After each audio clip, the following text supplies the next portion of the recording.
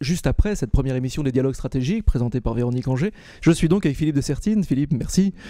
Une toute première question. Dans votre livre, vous émettez un slogan assez original, sans révolution, pas d'issue. Alors, est-ce que demain, il faut aller sur les barricades ?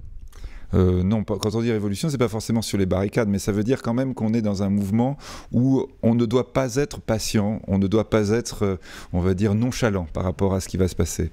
On doit avoir une logique d'accélération, et cette accélération, elle ne viendra pas nécessairement de l'extérieur, c'est nous qui devons la provoquer. C'est vraiment l'idée, en disant, oui, nous devons nous faire à l'idée de la révolution, et nous devons la mener nous-mêmes. Et c'est d'ailleurs même, j'ai fait une petite citation au départ qui était autour de ça, en disant finalement, la révolution, elle appartient d'abord aux citoyens.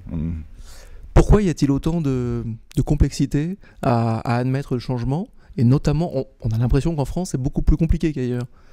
Je crois qu'il y a vraiment la première raison, c'est le confort, le bonheur, le fait que l'on est très heureux dans la situation antérieure.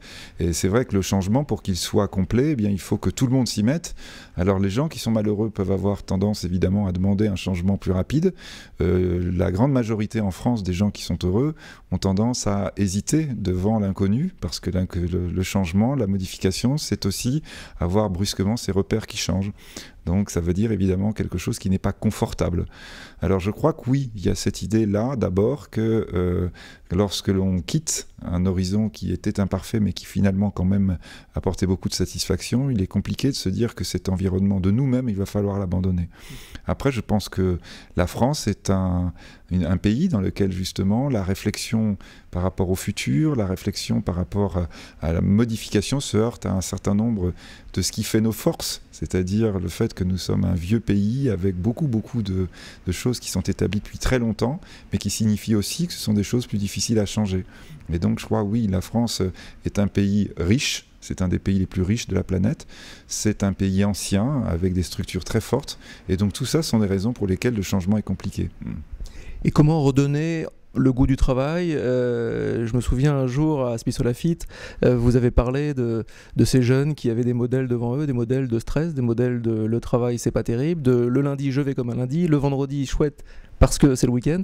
Comment redonner ce goût, cette envie de travailler, cet enthousiasme? Je crois vraiment que c'est d'abord en revenant à ces éléments fondamentaux que l'on évoquait tout à l'heure qui ont fait la France. La France, elle s'est faite d'abord depuis des siècles sur la volonté et sur, on va dire, l'enthousiasme de ceux qui composent ce pays.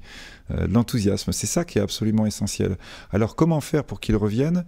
Je crois d'abord évidemment que ça signifie que l'on met tout en œuvre pour qu'il n'y ait pas d'exclus du système, parce que ça c'est évidemment l'élément le plus traumatisant et le plus dangereux.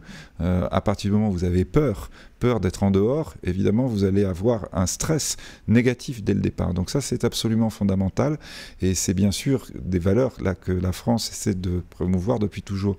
Après, le deuxième élément, c'est justement probablement dire à quel point le changement que nous allons vivre n'est pas forcément négatif. Et là, ce que l'on voit très très souvent quand vous dites comment faire pour que l'enthousiasme revienne justement, par exemple, dans l'esprit des jeunes gens, on se rend compte que le fait simplement de leur dire non, tout n'est pas négatif, non, tout n'est pas dangereux, non, vraiment, il y a quelque chose de positif, de possible, ça libère réellement quelque chose chez eux. C'est-à-dire le fait d'être dans un univers opprimant fait que vous êtes oppressé.